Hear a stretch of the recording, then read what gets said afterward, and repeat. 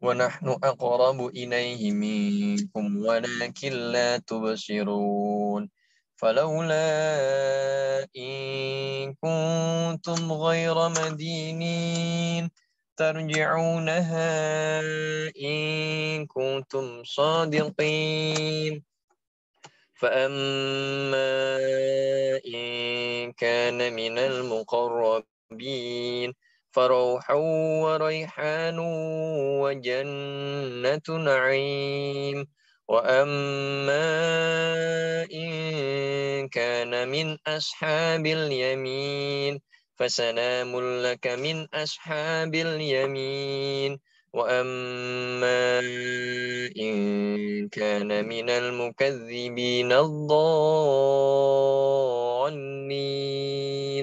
فنزل من حميم وتصلية جحيم إن هذا لهو حق اليقين فسبح باسم ربك العظيم صدق الله العظيم وصدق رسوله الكريم ونحن على ذلك من الشاهدين.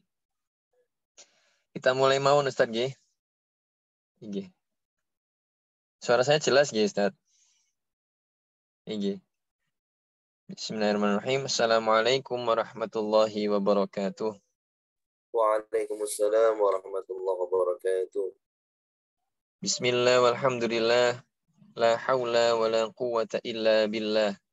Allahumma salli wa sallim wa barik ala Sayyidina wa maulana Muhammad bin Abdillah wa ala alihi wa sahbihi wa mawalah. Amma ba'du. Subhanaka la ilma lana illa ma 'allamtana innaka antal alimul hakim. Min husni islamil mar'i tarkuhu ma la ya'ni. Sadaqallah wa sadaqa rasuluh. Alhamdulillah. Tsumma alhamdulillah. Tsumma alhamdulillah. Alhamdulillah, pada sore yang berbahagia ini kita dapat berkumpul kembali pada suatu forum, pada suatu majelis yang penuh barokah insyaallah, suatu majelis ilmu di mana kita mengkaji ilmu-ilmu agama Islam bersama ustadz-ustadz yang akan memberikan ilmu kepada kita dan semoga mendapat barokah dan kemanfaatan dalam setiap kajian kita yang insya Allah kita akan rutinkan setiap hari Ahad pagi dan hari Jumat sore ini. Kita mulai kajian sore hari ini dengan membaca Ummul Quran Al-Fatihah. A'udzubillahi minasyaitonirrajim. Bismillahirrahmanirrahim. Alhamdulillahi rabbil alamin. Ar-Rahmanir-Rahim. Maliki yaumiddin. Iyyaka na'budu wa iyyaka nasta'in. Ihdinas siratal mustaqim. Siratal ladzina an'amta 'alaihim ghairil maghdubi 'alaihim waladdallin. Rabbighfirli wa liwalidayya wa lil mu'minina amin. Selanjutnya kami serahkan waktu dan pertemuan Zoom kepada Al-Ustadz Nidauddin LC MTHI untuk memberikan kajian dengan tema meneladani kesabaran Rasulullah Muhammad SAW. Monggo Ustadz, waktu dan Zoom kami persilahkan. Oke, matur nuwun Dr. Agung dan para pengurus dari Nakes Surabaya Mengaji, khususnya Dr. Agung yang sedang di jalan, mudah-mudahan lancar selamat sampai tujuan, dan para Bapak Ibu, ustadz-ustadzah, para jamaah di sore hari ini merupakan waktu diijabah untuk berdoa, maka mari kita berdoa, khususnya Allah Ta'ala memberikan kepada kita kesehatan, kesembuhan atas segala penyakit, Allah limpahkan rezeki, dan Allah jadikan anak-anak kita, keluarga yang sholih-sholihah, dan tentunya kita mengharapkan kelak mendapatkan syafaat dari Rasulullah Sallallahu Alaihi Wasallam. Amin amin ya rabbal alamin. Wahayyikum bitahiyyah islamiyah, tahiyyah ahlul jannah wa dinus salam. Assalamualaikum warahmatullahi wabarakatuh. Waalaikumsalam warahmatullahi wabarakatuh. Alhamdulillahilladzi anzala ala abdihi alkitaba wa lam yaj'al lahu 'iwaja قيما لينذر بأسا شديدا من لدنه ويبشر المؤمنين الذين يعملون الصالحات أن لهم أجرا حسنا ماكثين فيه أبدا.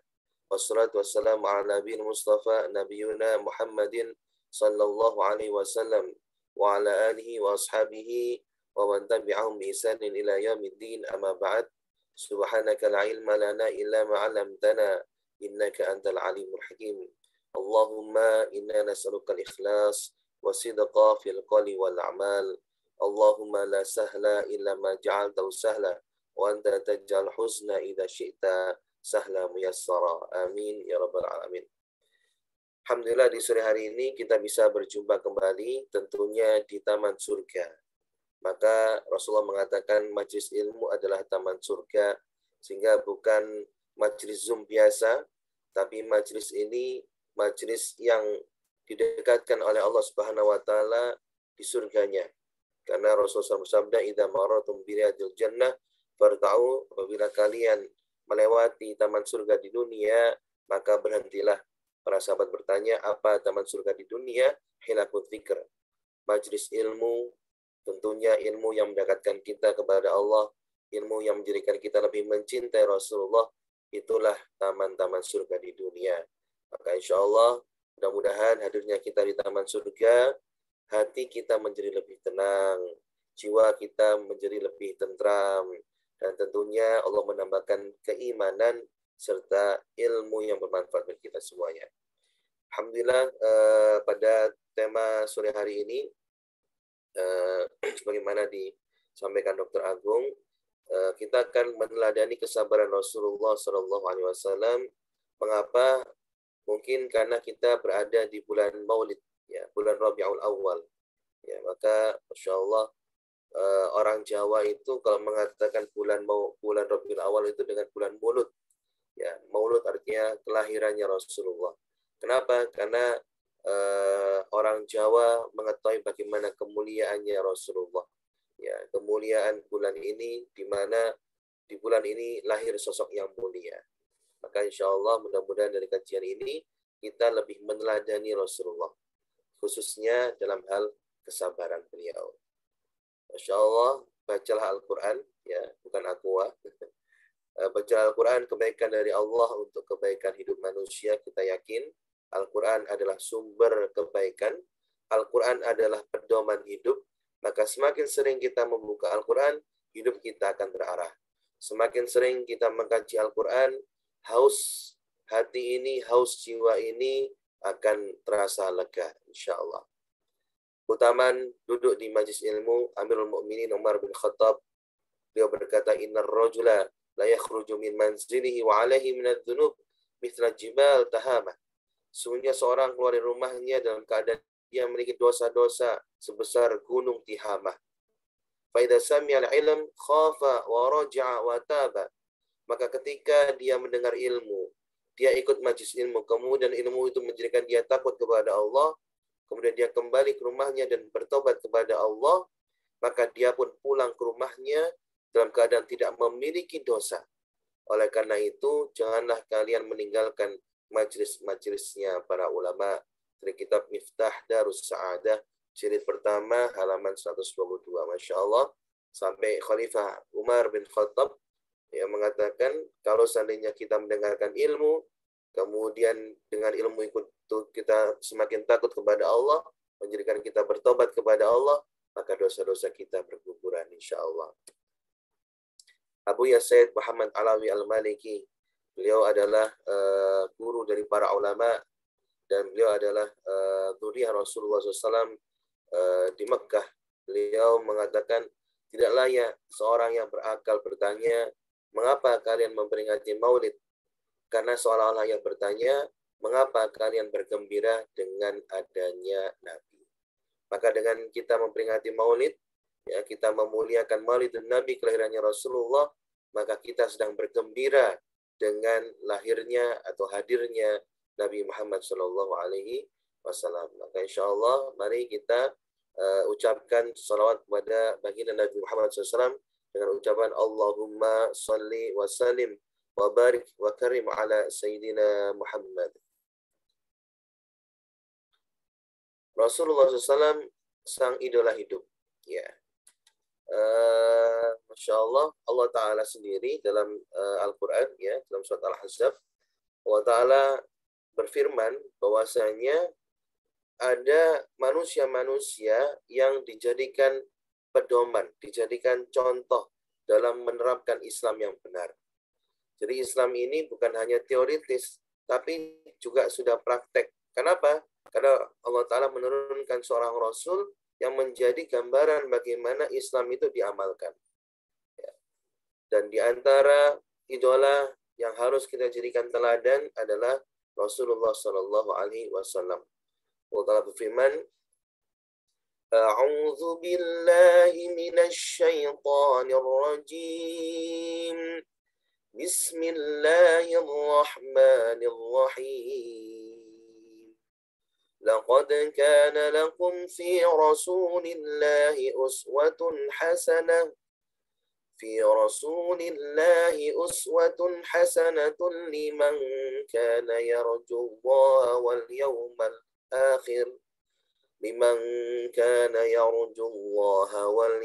الآخر وذكر الله كثيرا. Sungguh telah ada pada diri Rasulullah SAW uswatun hasanah, teladan yang baik. Ya. Hasanah di sini baik dan benar. Ya, kenapa? Karena dewasa ini banyak artis-artis itu punya YouTube, ya, betul sudah Pipit ya. Banyak artis-artis itu buat vlog, ya, kehidupan pribadinya, dan ternyata banyak followernya juga. Sekarang ada namanya selebgram, ya, punya banyak follower, banyak pengikut, ya. Maka zaman sekarang ini zaman yang rentan dengan teladan, zaman yang rentan dengan yang namanya contoh, ya. Maka jangan sampai kita salah teladan, salah contoh, ya. Karena satu-satunya teladan, ya, yang Allah firmankan untuk dijadikan contoh adalah Rasulullah Sallallahu Alaihi Wasallam. Ya. Maka Allah Ta'ala menjadikan Rasulullah sebagai idola hidup bagi manusia, bukan hanya umat Muslim. Ya. Bahkan seorang penulis, ya, Michael Hart, ya, beliau menulis dalam 100 tokoh berpengaruh dalam dunia, itu mencantumkan Nabi Muhammad SAW sebagai tokoh pertama yang berpengaruh. Masya Allah. Itu orang non-Muslim mengakui Rasulullah, mengakui hebatnya Rasulullah. Maka kita sebagai seorang Muslim yang umatnya Rasulullah, yang cinta dengan Rasul, maka pertanyaannya, sudahkah kita 100% niru Rasulullah? Jadikan Rasul sebagai teladan. Ya. Apa bukti bahasanya Rasulullah adalah idola hidup bagi seluruh manusia? Maka buktinya adalah semua ucapannya Rasul, semuanya perilakunya Rasul, semua ketetapannya Rasul ini menjadi pedoman syariat.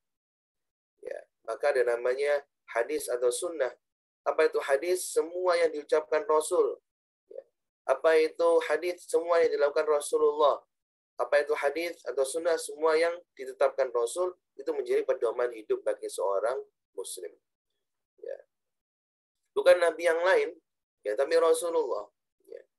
Maka kalau kita sudah berpegang teguh terhadap Al-Quran dan juga sunnah Rasulullah, insya Allah hidup ini akan selamat. Orang yang bisa meneladani Rasulullah siapa? Liman kana yarjullah, yaitu orang yang hanya mengharap rahmatnya Allah, tidak berharap dunia. Ya, jadi memang kalau kita mau mengikuti Rasul itu syarat utamanya kita pentingkan Allah. Ya. Kita tidak terlalu sibuk dengan dunia. Ya. Dan yarjul wal yaumal akhir, dan juga dia berharap adanya hari kiamat sebagai hari pembalasan, sehingga ketika dia meyakini adanya kiamat, dia hati-hati dalam bertindak. Ya, kenapa? Karena semua yang dilakukan itu pasti akan diminta tanggung jawab. Maka orang yang meyakini adanya hari kiamat, hari kebangkitan, hari hisab, ya, dia hati-hati dalam berbicara, dalam bertindak, dalam amanah dan sebagainya. Dan yadhkurunallaha katsira, orang yang bisa ngikut Rasul, orang yang bisa menjadikan Rasul sebagai teladan adalah orang yang senantiasa banyak ingat Allah, ingat zikir kepada Allah, iling kepada Allah. Dan insya Allah mudah-mudahan kita semuanya yang hadir di sini termasuk orang-orang yang bisa mengikuti dan menjadikan Rasulullah sebagai teladan hidup kita insya Allah. Rasulullah SAW termasuk Nabi Ulul Azmi.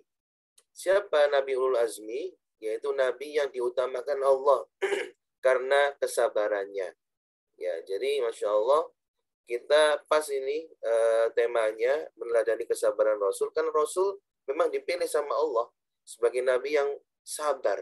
Ya, tidak semua Nabi itu dipilih sebagai Nabi Ulul Azmi. Maka Rasul termasuk Nabi Ulul Azmi. Allah berfirman, "Tasbir kama sabara ulul azmi minar rusuli wa la tasta'jil lahum." Ya. Maka bersabarlah engkau Nabi Muhammad sebagai sabarnya rasul-rasul ulul azmi wa la tasta'jil lahum, dan janganlah engkau meminta agar azab disegerakan untuk mereka. Ka'annahum yawma yarawna ma yu'adun lam yalbathu illa sa'atan minan nahar. Pada hari mereka melihat azab yang dijanjikan, mereka merasa seolah-olah tinggal di dunia hanya sesaat saja pada siang hari. Balagh, ya, tugasmu hanya menyampaikan. Fahal yuhlaku illal qaumul fasiqin, maka tidak ada yang dibinasakan Allah kecuali kaum yang fasik atau tidak taat kepada Allah. Dan dijelaskan dalam surat Asy-Syura ayat 13, siapa para nabi ulul azmi itu? شرع لكم من الدين ما وصى به نوحا والذي أوحينا إليك وما وصينا به إبراهيم وموسى وعيسى أن أقيموا الدين ولا تتفرقوا فيه كبر على المشركين ما تدعوهم إليه الله يجتبي إليه من يشاء ويهدي إليه من ينيب. Disyariatkan bagi kamu tentang agama yang telah diwasiatkan kepada Nuh. Maka Nabi Ulul Azmi yang pertama adalah Nabi Nuh. Kemudian auhayna ilaik, dan apa yang kami telah wahyukan kepadamu yaitu Nabi Muhammad SAW. Kemudian Nabi Ibrahim, kemudian Musa, Nabi Musa, dan Nabi Isa. Maka Nabi-Nabi Ulul Azmi itu ada 5. Sebagaimana firman Allah dalam surat Asy-Syura. Baik, selanjutnya meneladani kesabaran Rasulullah SAW ya, ketika ditimpa sakit. Ya, jadi, Masya Allah, para pasien, ya, artinya mungkin juga para dokter bisa mengingatkan ini kepada para pasien yang muslim, bagaimana Rasulullah itu sabar ketika ditimpa sakit.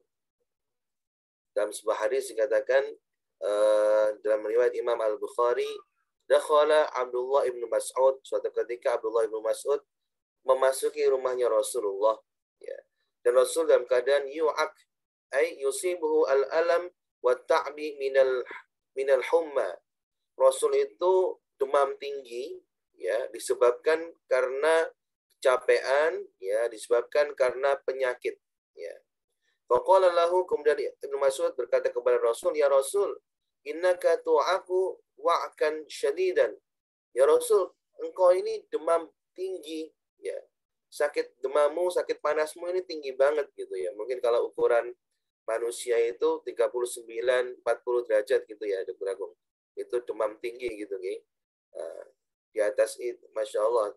Maka Rasul mengatakan, ajal, iya betul. Inni u'aku kama yu'aku rajulani minkum. Demam saya ini, ya, setinggi demamnya 2 orang di antara kalian. Masya Allah. Jadi Rasul itu panas banget. Demamnya itu seperti demamnya 2 orang gitu ya. Saking dobelnya sakitnya beliau.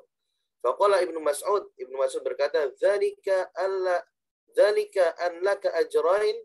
Apakah ya Rasul, karena seperti itu engkau mendapatkan 2 pahala ya Rasul? Ya. Qala ajal, dzalika kadzalik. Ya, saya akan mendapatkan 2 pahala. Ya. Ma min muslimin, dan tidak adalah seorang muslim yusibu ada, kena penyakit, syaukah fama fawqaha, ya, apalagi dia tertusuk duri atau yang lebih kecil darinya, kemudian dia bersabar, ya. illa kafarallahu biha sayiatihi, kecuali Allah telah mengampuni dosa-dosanya dengan sakit itu, kama tahuttus syajarah waraqaha, seperti gugurnya daun-daun dari pohonnya. Jadi ketika sakit, Rasul itu ingat Allah, gitu ya. Ketika sakit, Rasul itu tidak menyalahkan Allah, tidak gerutu atau tidak kemudian mengeluh, ya. Tapi Rasul kemudian berbaik sangka kepada Allah. Rasul langsung ingat bahwasanya sakit itu bisa menggugurkan dosa. Maka kalau kemudian kita dicoba oleh Allah sakit, kemudian kita dengan rasa sakit itu bersabar, ya. Kemudian kita dengan rasa sakit itu kita berhusnudzon dan berdoa kepada Allah, ya, maka sakit-sakit kita itu bisa menjadi penghapus dosa. Maka lebih baik sakit di dunia daripada nanti kita sakit disiksa di neraka karena banyak dosa kita. Oleh karena itu, ya, mari kita jadikan dalam mindset kita, kalau kita sakit, Allah sedang menghapus dosa-dosa kita. Dan tentu kita harus sabar, karena yang namanya obat itu dari Allah. Ya. Dan tentu kita juga harus berusaha. Ya. Kalau kita sakit kemudian panik, malah tambah parah. Betul nggak, dokter?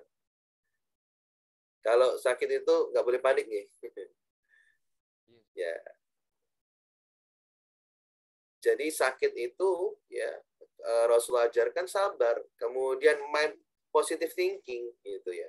Kenapa? Karena justru kalau kita mikirnya berlebihan, ketakutan berlebihan, khawatiran berlebihan, malah akan memperparah rasa sakit itu. Husnudzon, ya, anggap sakit itu, dan memang itu adalah hadisnya, sebagai sarana dileburkan dosa-dosa kita. Masya Allah. Jadi ini salah satu contoh sabarnya Rasul, ya, ketika kena sakit. Yang kedua, meneladani Rasulullah ketika ditimpa musibah. Dalam riwayat Imam Al-Bukhari, mata ammuhu Abu Talib. Ya, Rasulullah SAW itu meninggal pamannya Abu Talib.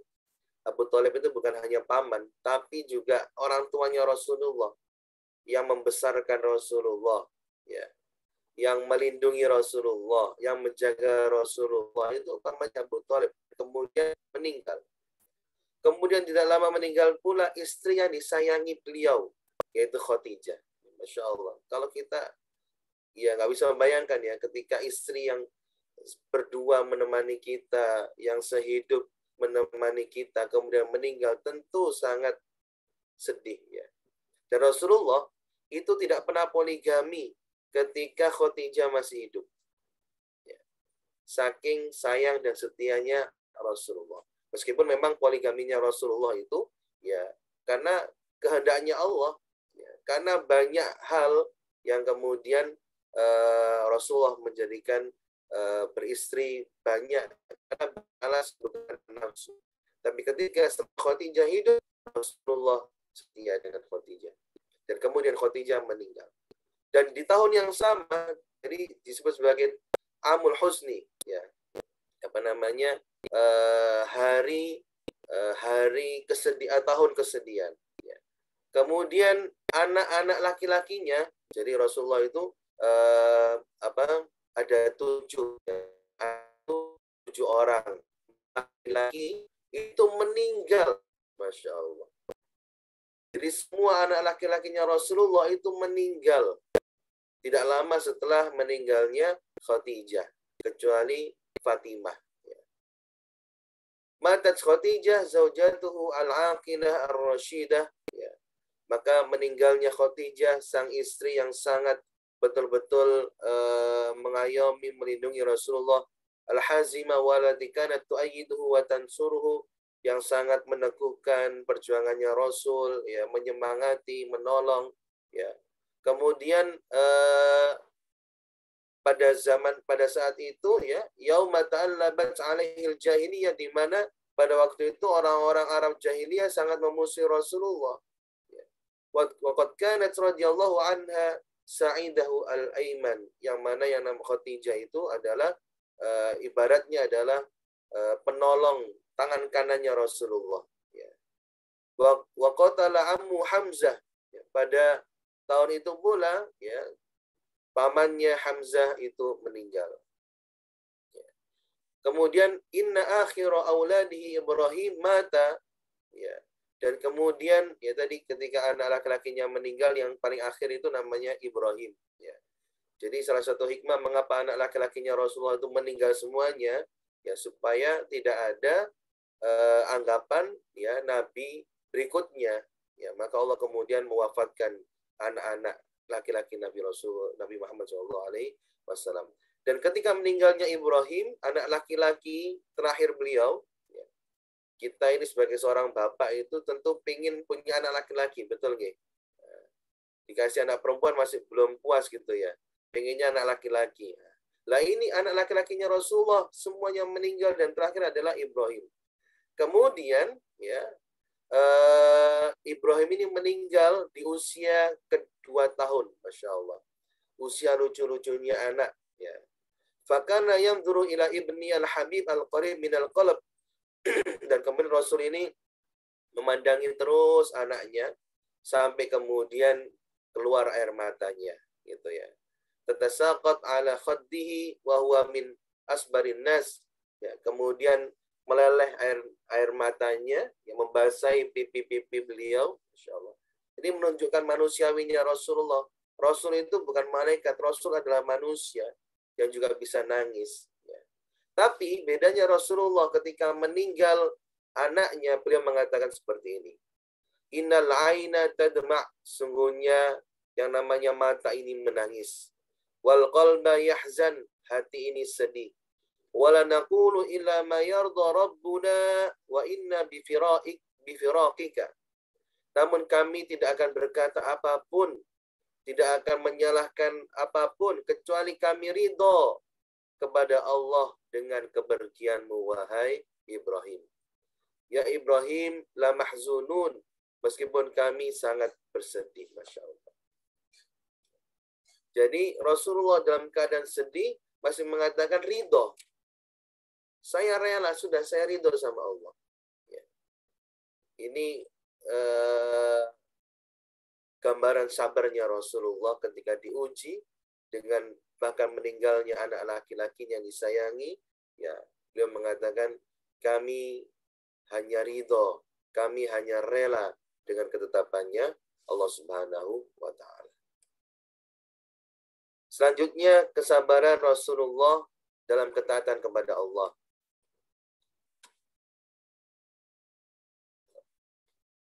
Dalam hadis riwayat Bukhari Muslim, ya, lam yaqtasiru sabrahu 'ala al-adha wal ibtila wal karb bal shamala sabrahu as-sabr 'ala ta'atillah subhanahu wa ta'ala hina amarahu rabbuhu bidzalika. Fasbir kama sabara ulul azmi minar rusuli wa qala wa'mur ahlaka bis salati wastabir 'alaiha. Jadi Rasulullah SAW itu sangat taat nurut kepada Allah Subhanahu wa Ta'ala. Ya.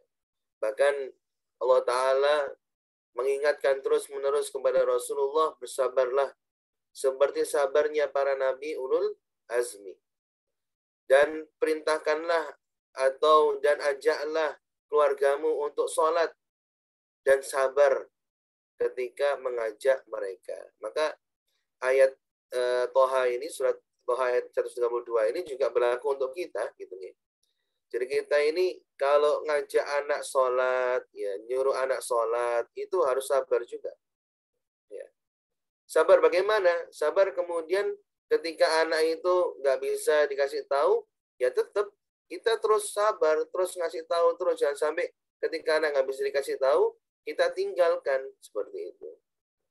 Maka Rasulullah SAW itu sangat sabar dalam ketaatan kepada Allah. Karena sabar itu ada 3 dalam Ibnu Qayyim al-Jauzi. Sabar itu bukan hanya ketika dapat musibah, tapi ketika kita ibadah itu harus sabar. Ya. Ketika kita taat sama Allah itu harus sabar. Dan sabar meninggalkan maksiat. Ya, harus menahan diri dari meninggalkan maksiat. Ya. Bahkan yastaidu fil ibadah wa ta'ata tatafattara qadamahu min tulil qiyam. Rasulullah SAW itu saking sabarnya ibadah kepada Allah, ya, dalam sebuah riwayat juga tafajjara rukbatahu, lututnya beliau itu sampai bengkak, gitu ya. Bayangkan orang sujud, ya, itu sujudnya sampai lututnya bengkak itu kira-kira beberapa menit apa berjam-jam, gitu ya. Sungguh sangat lama banget. Ya. Artinya apa? Beliau menikmati sholat itu. Yang ngapunten ya, sekarang itu banyak orang yang sholat tapi nggak ketemu Allah, gitu ya. Banyak orang yang sholat tapi nggak ketemu Allah. Harusnya sholat itu eling sama Allah. Tapi yang terjadi sholat itu elingnya malah eling dunia. Allah lupa. Ya. Banyak orang yang berada di rumahnya Allah tapi nggak ketemu Allah. Kenapa? Karena ketika di rumahnya Allah pun yang diingat adalah dunia. Lupa sama Allah. Nah, Rasulullah SAW, Masya Allah, beliau mewajibkan dirinya untuk sholat tahajud. Maka sholat tahajud itu adalah ibadah wajib bagi Rasulullah. Dan tahajudnya beliau itu sampai lututnya bengkak.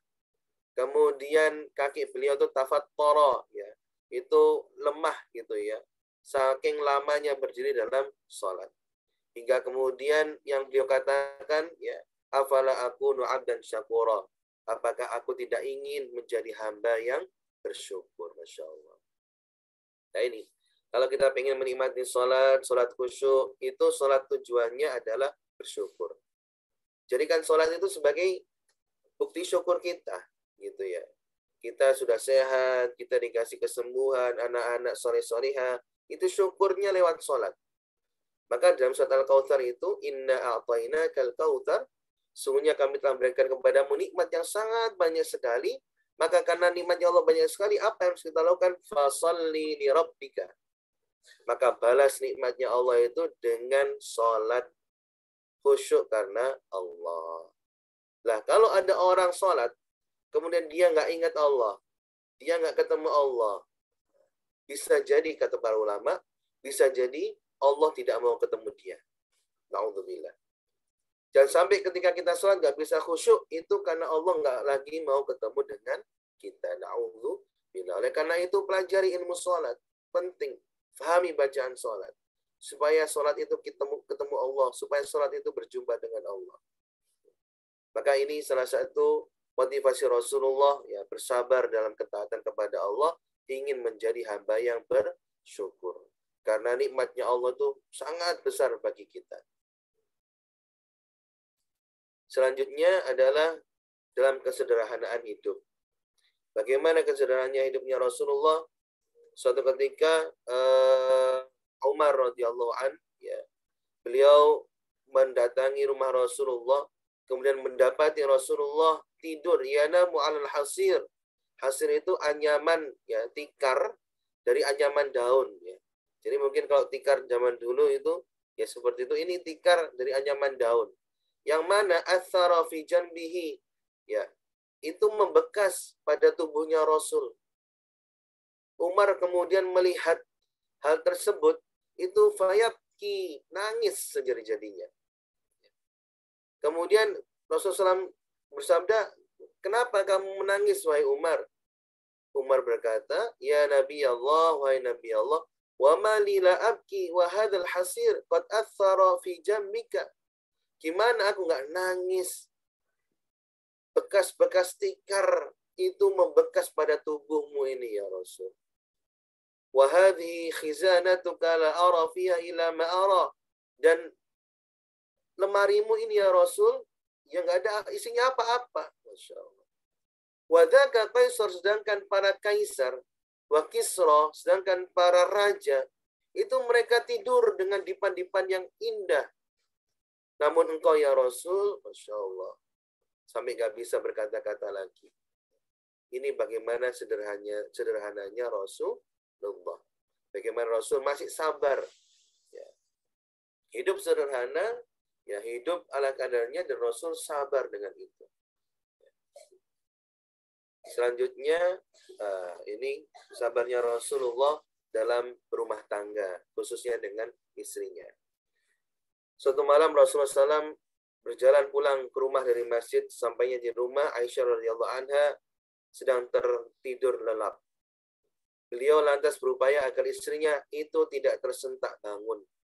Dengan perlahan-lahan Rasulullah membuka pintu rumah sehingga membiarkan istrinya beristirahat, dan Rasul memutuskan untuk tidur di luar kamar.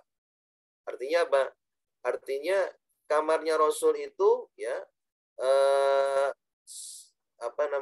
tempat tidurnya mungkin tidak luas ya. Karena takut membangunkan istrinya, ya Rasulullah akhirnya tidak tidur di dalam kamar tersebut. Masya Allah. Saking bagaimana memuliakan istrinya. Ya kita mungkin ya kalau sudah capek gitu ya, datang ke rumah, kamar berantakan, ngomel-ngomel gitu ya. Tapi Rasulullah melihat istrinya tidur ya, nggak tega gitu ya, Masya Allah. Kemudian Rasul juga tidak banyak protes terhadap istrinya. Sebagai riwayat menceritakan dari Aisyah, suatu hari masakan Aisyah rasanya terlalu asin. Gitu. Namun Rasulullah SAW tetap menyanjung makanan itu tanpa berkomentar apapun. Sajian tersebut juga habis dilahapnya.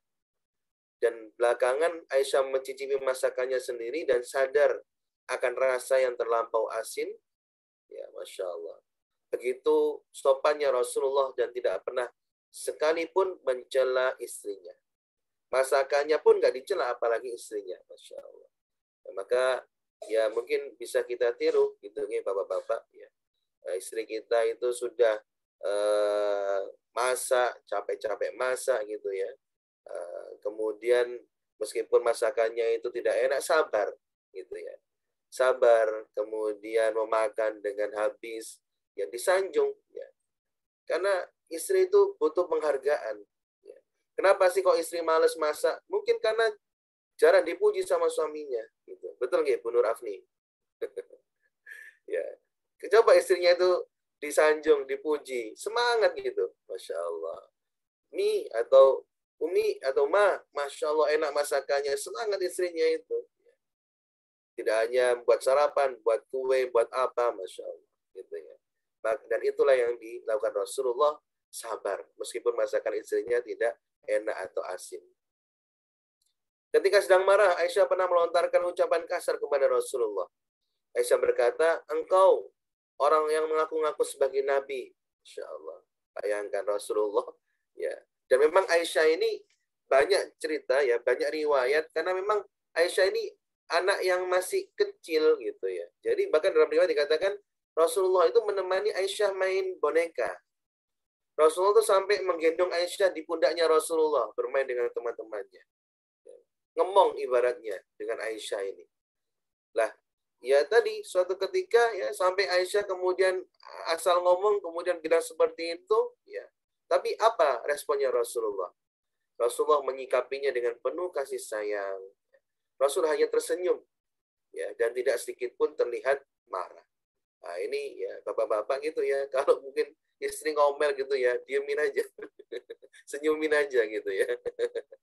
Karena kalau dibalas sudah nggak masuk, malah tambah gitu ya.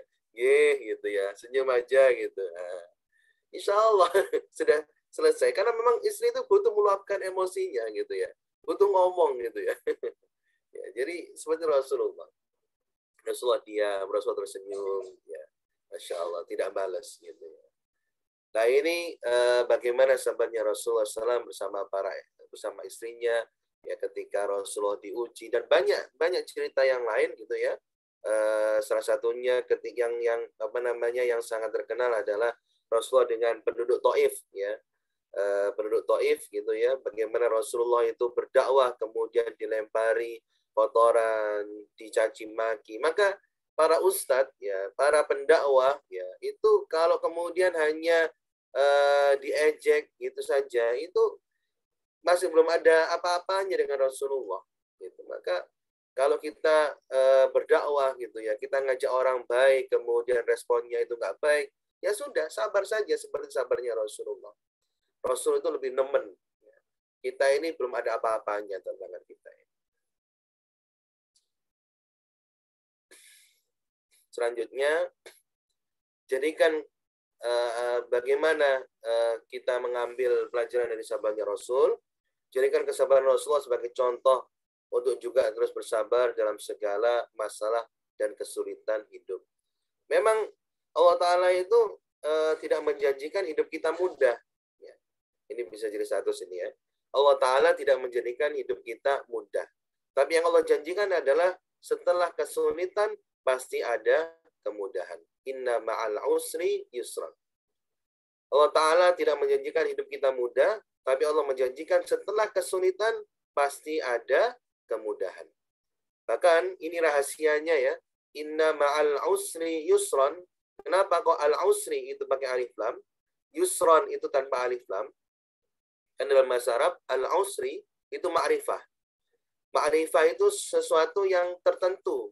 Ya, satu, ya, tertentu. Tapi yusran itu nakirah. Nakirah itu banyak, tidak tertentu. Ya. Sehingga sesungguhnya bersama satu kesulitan, banyak kemudahan. Masya Allah. Jadi memaknai ayat innamal usri yusran, sesungguhnya bersama, artinya apa? Pasti setelahnya. Sesungguhnya bersama satu kesulitan, ada banyak kemudahan. Oleh karena itu, tinggal kita sabar apa tidak. Maka cara kita ditolong sama Allah gimana? Wasta'inu bis-sabri was-shalah. Supaya Allah menolong kita, kita ini harus apa? Sabar.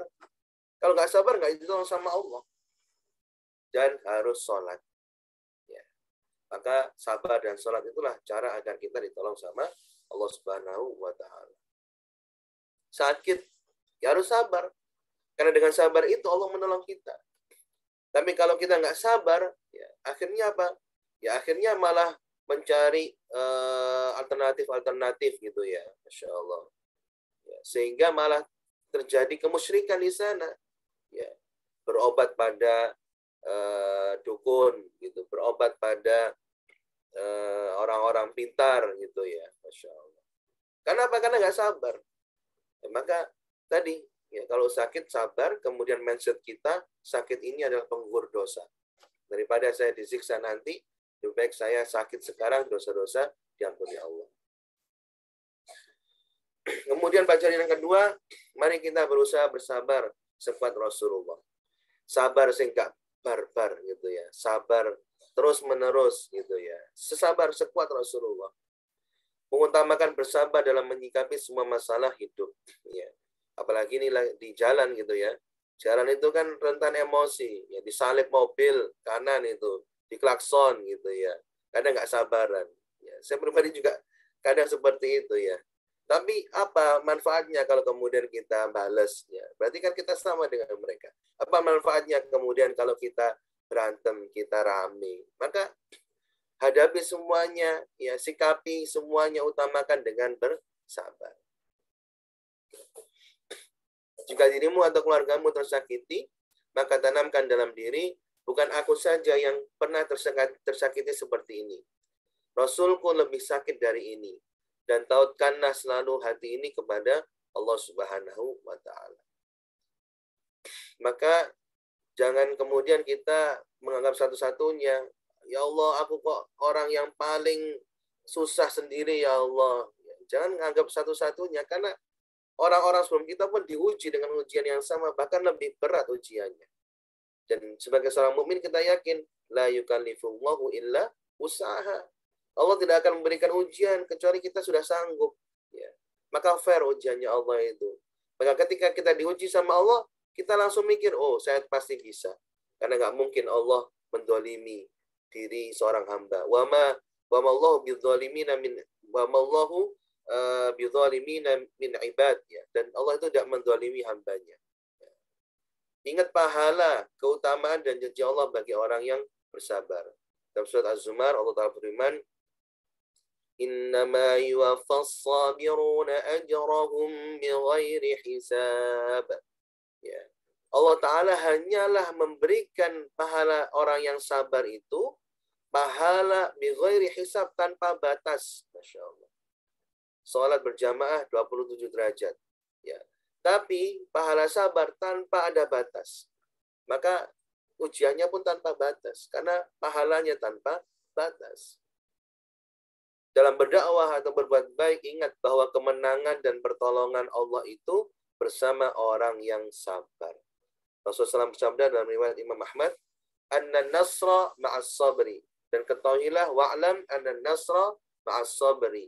Dan ketahuilah bahwasanya kemenangan, ya, pertolongan Allah itu hanya didapati oleh orang-orang yang bersabar. Bersabar untuk menahan agar tidak bermaksiat meskipun ada nafsu dalam diri yang mendorongnya. Ya tadi, ya, sabar tidak hanya menghadapi ketika musibah, tapi ketika kita mau maksiat itu harus ditahan. Itu namanya sabar dalam maksiat. Ketika ada nafsu atau syahwat ditahan, karena itu namanya sabar dalam menahan maksiat. Bersabar untuk tetap taat meskipun berat melakukannya. Huffatil jannah bil makari wa huffatin nar bis syahawat.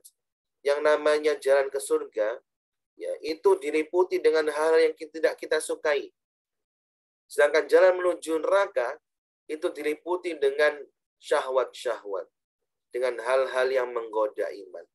Ya, maka kalau kita tujuannya ke surga, ya konsekuensinya memang banyak hal-hal yang akan kita temui, ya, dan kita lalui itu. Karena yang namanya syahwat, nafsu, ya itu pasti arahnya ke nerakanya Allah Subhanahu wa taala. Ya. Kemudian mari bersabar dengan doa yang Rasulullah ajarkan, Rabbana afrigh alaina sabra wa tsabbit aqdamana wansurna 'alal qaumil kafirin. Ya Rabb, ya berikanlah kepada kami kesabaran. Wasabbit aqdamana, dan teguhkanlah langkah kaki kami ini ya Allah. Wansurna 'alal qaumil kafirin, dan tolonglah kami untuk menang menghadapi orang-orang yang kafir. Ini doa supaya sabar. Selanjutnya doanya surat Al-A'raf, Rabbana afrigh 'alaina sabra wa tawaffana muslimin. Ya Rabb, berikanlah kami kesabaran, ya, dan wafatkanlah kami dalam keadaan muslim. Masya Allah. Ini doa-doa yang bisa kita amalkan, kita hafal, mudah-mudahan tambah lebih sabar lagi. Dalam Ibnul Qayyim, as-sabru thalathatu anwa'. Sabar itu ada 3 macam. Sabar menjalankan ketaatan, sabar meninggalkan maksiat, sabar menghadapi ujian. Ya, maka inilah 3 kesabaran yang harus kita miliki. Bukan hanya sabar ketika musibah sabar saja, tapi ketika kita taat, ya, menjalankan ibadah juga harus sabar. Meninggalkan maksiat, ya harus ditahan dengan sabar.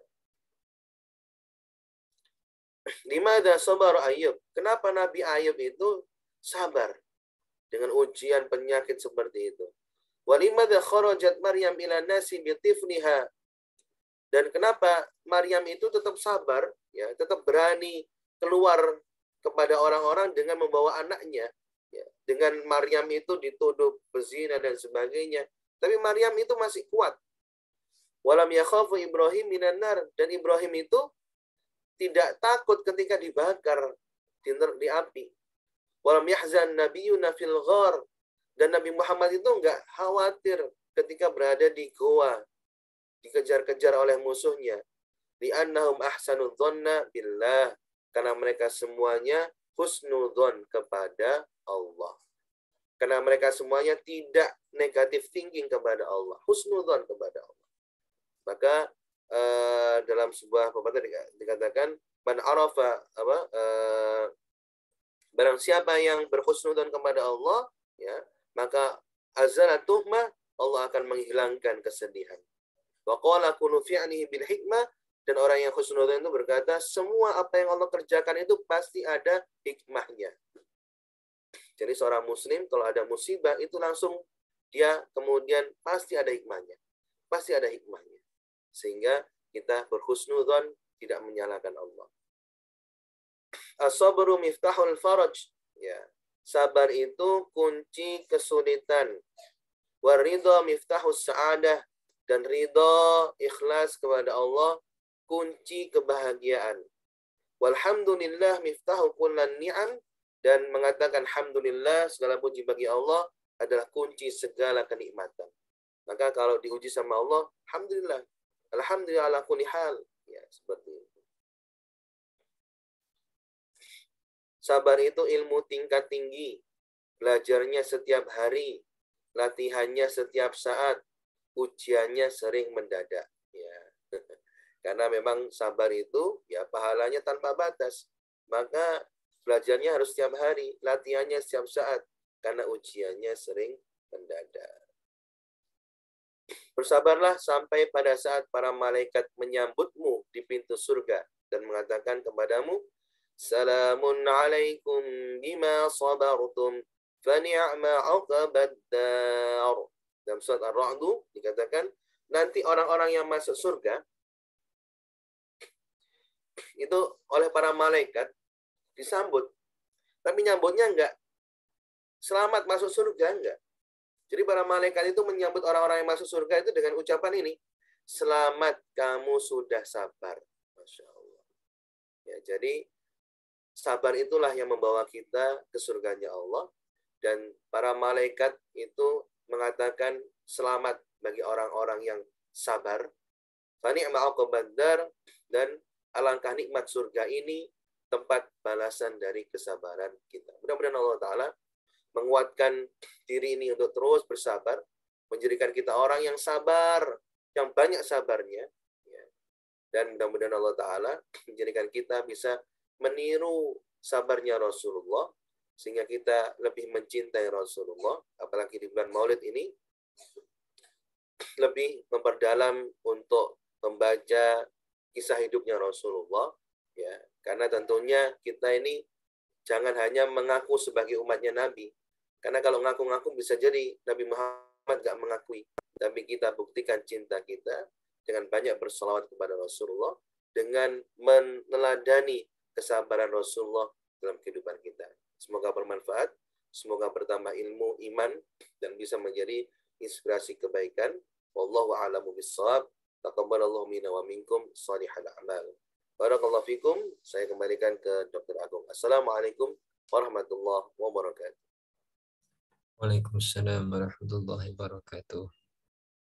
Alhamdulillah, matur nuwun sangat Ustaz. Jazakallah khair atas materi yang diberikan tentang meneladani kesabaran Rasulullah Muhammad SAW. Yang ini sangat relevan dengan kehidupan kita sehari-hari. Sabar dalam, terutama mungkin ketika kita berumah tangga atau berhubungan dengan keluarga kita yang mungkin walaupun saudara kembar pun pasti ada perbedaan gitu, Ustaz. Apalagi mungkin antar suami istri atau dengan kakak adik atau dengan orang tua mertua atau dengan teman dalam hal diberikan musibah atau cobaan sakit atau kesempitan dan seterusnya dan sebagainya. Ini sangat relevan dengan kondisi kita sehari-hari. Betul sangat, Ustaz. Kalau sama pasien gimana, dokter? Oh, gitu. Macam pasien, gitu. Kalau sama pasien juga memang harus sabar, gitu. Kadang macam-macam pasien, gitu. Jadi memang harus betul-betul sabar karena memang pasien sedang sakit begitu ya. Hadirin, apabila ada yang ingin ditanyakan atau didiskusikan atau boleh curhat atau ingin memberikan tambahan masukan, di sini kebetulan ada juga dokter dari psikiatri, Dr. Saiful Anwar, selamat hadir. Dari forensik, Dr. Tuti. Mungkin kalau sabar dari forensik bagaimana? Harus sabar di semua hal kita. Gitu, Masya Allah. Di forensik kan pasiennya mayat, orang mati. Dari hadirin sekalian, monggo bila ada yang ingin didiskusikan.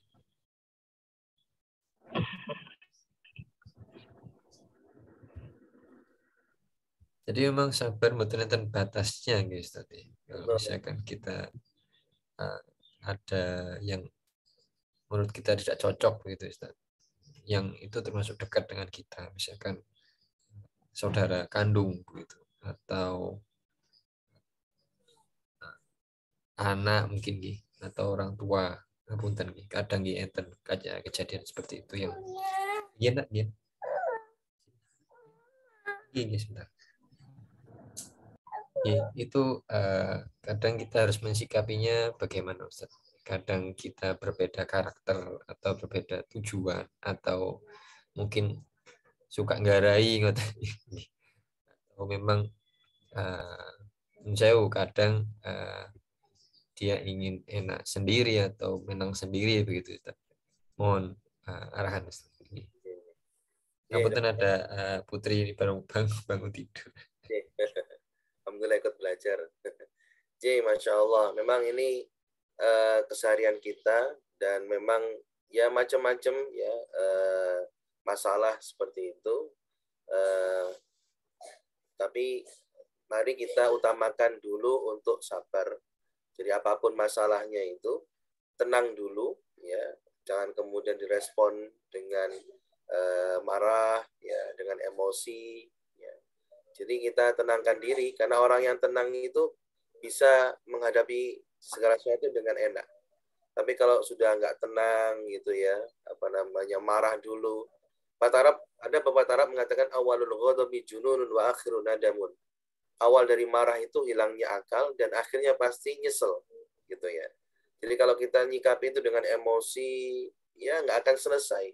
Ibarat api ditambah api akan tambah besar ya. Maka kita nyikapinya ya dengan tenang seperti Rasul menyikapi Aisyah dengan diam tersenyum seperti itu ya, nggak banyak ngomong ya, sabar. Kemudian sing waras ngalah gitu ya. Jadi sebetulnya yang menang itu orang yang sabar itu yang menang. Kenapa? Karena dia mampu menahan ya.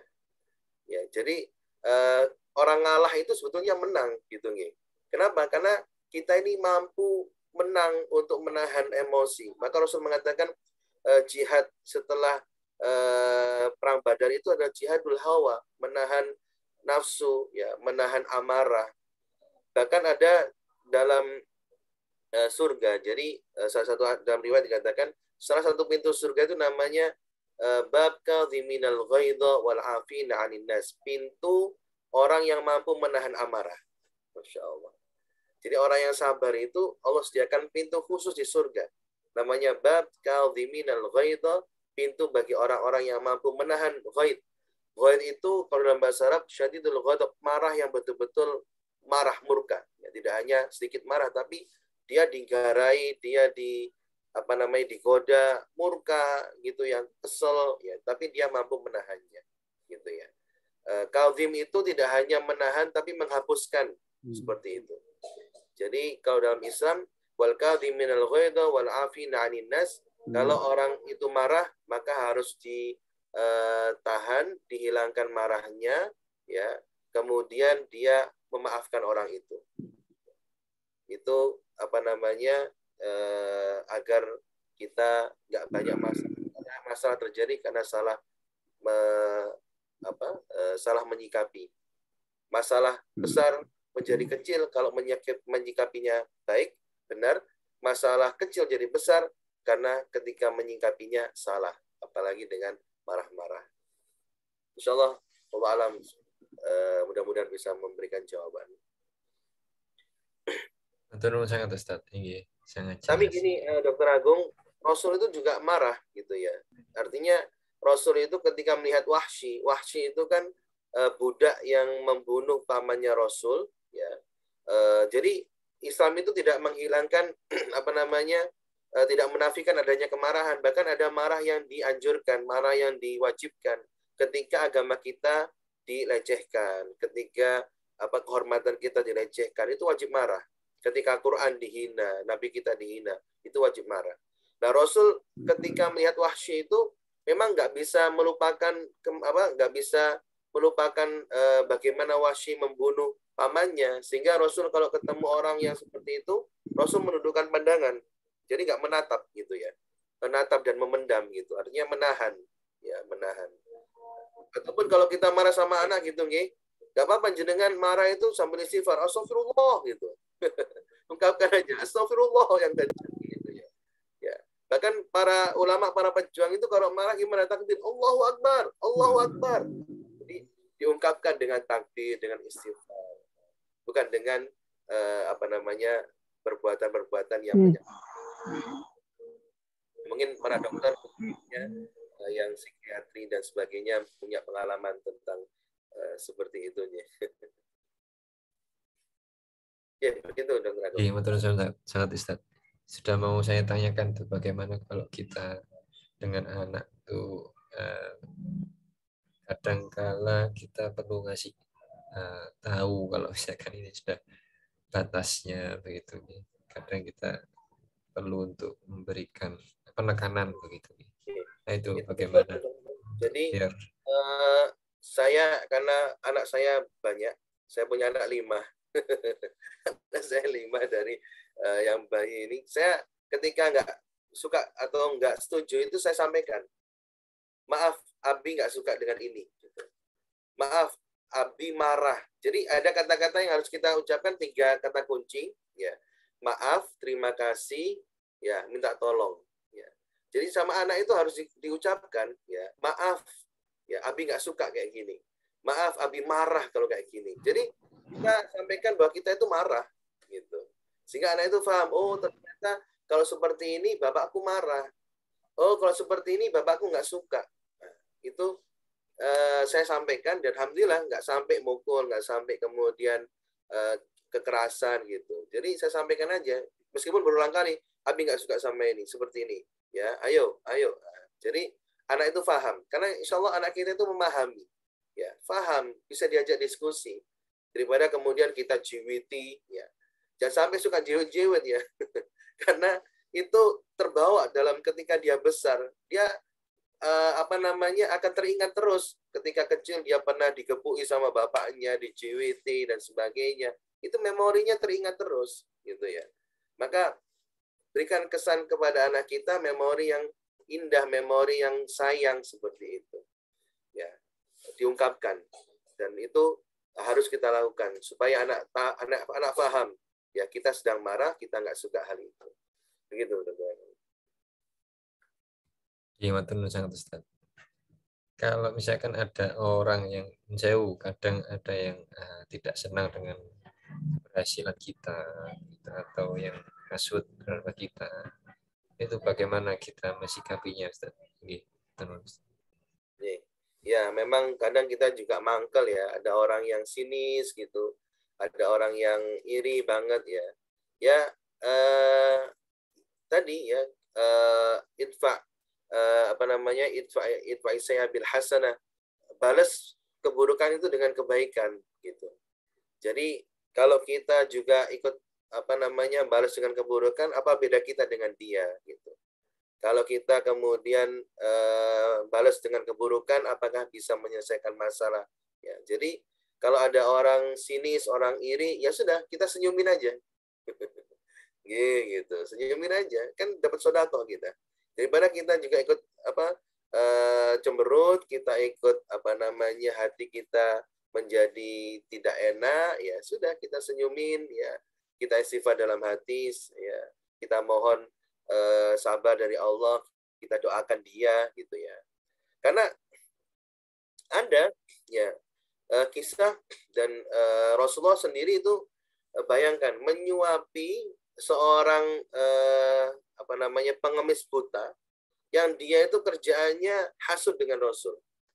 Jadi dia itu benci banget sama Rasul, ngomongin jelek sama Rasul, dan Rasul itu menyuapin terus, ya. Coba kalau Rasul kemudian tersinggung, ya, nggak akan diteruskan itu.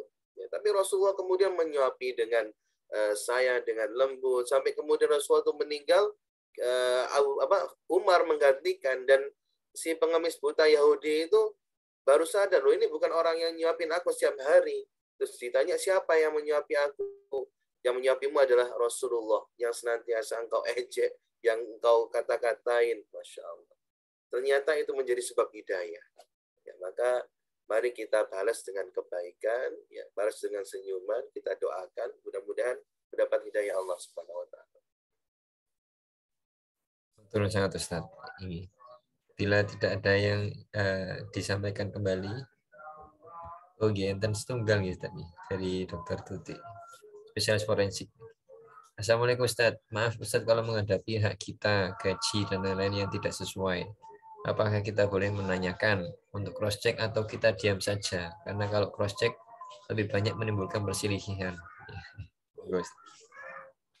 Ya, memang dalam Islam itu diutamakan keadilan. Ya, ikhlas itu adalah ketika adil. Ya, nggak boleh kita kemudian yang penting ikhlas tapi kita terzalimi, yang tidak ada keadilan. Ya, maka tetap harus tabayun, harus cross check gitu. Tetap harus cross check dengan cara yang baik. Ya. Jadi caranya yang baik, caranya yang lembut, ya, caranya yang tidak frontal gitu. Kalau mungkin kemudian tidak kita yang menanyakan, kita mungkin bisa minta bantuan orang gitu. Mbak, tolong coba sampean tanyakan gitu. Berapa sih insentif yang benar, gaji yang benar itu bagaimana? Kalau kita pribadi menghindari itu, ya. Tapi tetap ini namanya hak, ya, harus ditabayunkan dengan cara-cara yang baik, dengan ya memang ngomongnya harus hati-hati. Ya. Memang ya kadang ada orang bagian keuangan itu ya, itu sombong banget gitu. Jadi mentang-mentang dia ngasih gaji, mentang-mentang dia ngeluarkan uang, ya timbul rasa sombongnya, dan itu nggak boleh gitu ya. Padahal dia hanya menyalurkan uang yang bukan miliknya, yang menyalurkan hak orang lain seperti itu. Ya, jadi tetap ya kita tabayun, kita cross check ya dengan ucapan yang baik, atau kalau kita tidak berani atau tidak bisa, mungkin bisa dengan orang lain, wasilah orang lain gitu. Ya. Betul Insyaallah Ustaz. Iya, mohon berkenan menutup dengan doa Ustaz. Ya, alhamdulillahirrahmanirrahim. Kita berdoa bersama-sama di bulan Maulid ini. Mudah-mudahan Allah Ta'ala memberikan kepada kita banyak keberkahan. Mudah-mudahan kita semuanya mendapatkan syafaat dari Rasulullah Sallallahu Alaihi Wasallam. A'udzubillahi minasyaitonirrajim. Bismillahirrahmanirrahim. Allahumma shalli wa sallim ala sayyidina Muhammad wa ala ali sayyidina Muhammad. Alhamdulillahirabbil alamin. Allahumma inna nas'aluka al-ikhlas wa sidqa fil qawli wal amal. Ya Allah, kami mohon kepadamu ikhlas dalam segala amal ibadah, dalam segala amal perbuatan kami lakukan hanya mengharap ridhamu ya Allah. Wasidqa fil qawli wal amal, ya Allah, kami mohonkan kepadamu ya Allah untuk senantiasa dalam kebenaran dalam berucap, kebenaran dalam bertindak. Allahumma la sahla illa ma ja'altahu sahla. Ya Allah, tidak ada kemudahan kecuali Engkau yang menakdirkan kemudahan itu ya Allah. Wala taj'al husna idza syi'ta sahla. Dan tidak ada yang namanya kesukaran jika Engkau berkehendak Allah Engkau berikan kemudahan bagi kami ya Allah. Maka mudahkanlah segala urusan kami ya Allah. Mudahkanlah segala hajat-hajat kami ya Allah. Rabbana afriq alaina sabra. Ya Allah, berikanlah kepada kami kesabaran yang tak tiada batas ya Allah. Kekuatan untuk bersabar ya Allah. Wa tsabbit aqdamana wansurna 'alal qaumil kafirin. Dan tegakkanlah, kokohkanlah langkah kaki kami ini ya Allah, dan jauhkanlah kami ya Allah dari godaan-godaan orang-orang yang musyrik, orang-orang yang tidak senang kepada kami ya Allah. Berikanlah kami kesabaran untuk menghadapinya ya Allah. Rabbana khtimna bihusnil khatimah. Wafatkanlah kami dalam keadaan husnul khatimah. Walhiqna bis salihin, dan kumpulkanlah kami ya Allah dengan orang-orang yang saleh. Rabbana atina fid dunya hasanah wa fil akhirati hasanah wa qina adzabannar. Wa adkhilnal jannata ma'al abrar. Subhanaka rabbika rabbil izzati amma yasifun. Wassalamun alal mursalin walhamdulillahi rabbil alamin. Jazakallah khair Ustaz dan hadirin sekalian hadir pada kajian sore hari ini. Semoga dapat bermanfaat dan semoga